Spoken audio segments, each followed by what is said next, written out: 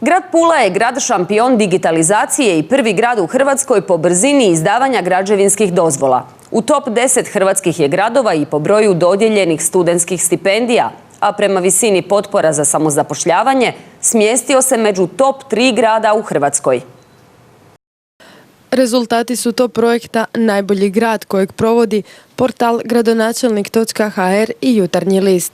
Iz analize svakako valja istaknuti brojke koje pokazuju kako je grad Pula u posljednje 4 godine za poduzetnike izdvojio preko 8 milijuna bespovratnih sredstava, a uz aktivnosti Istarske razvojne agencije kroz razne programe, mjere i europske projekte plasirao je preko 528 milijuna kuna za poduzetnike.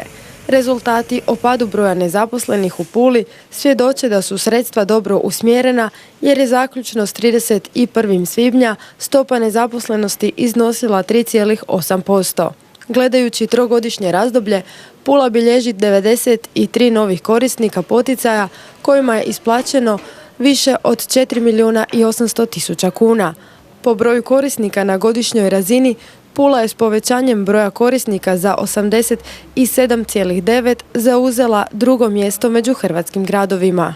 Kroz ukupno 9 mjera za poticanje razvoja malog gospodarstva, grad Pula dodjeljuje potpore za razvoj poduzetništva pod nazivom Potpore Pula, a pulskim poduzetnicima na raspolaganju je 1 milijun kuna bespovratnih potpora.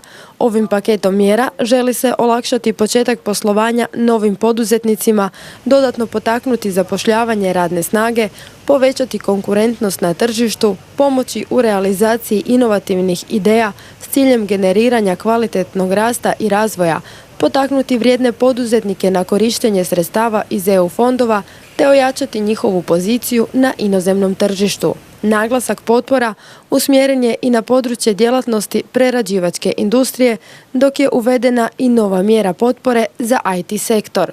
Također, kod potpora za zapošljavanje i samozapošljavanje ove se godine dodjeljuju potpore u iznosu od 20 tisuća kuna za zapošljavanje osoba koje su završile srednjoškolsko obrazovanje po posebnom programu, a za zapošljavanje osoba s invaliditetom potpore od 5 tisuća do 10 tisuća kuna.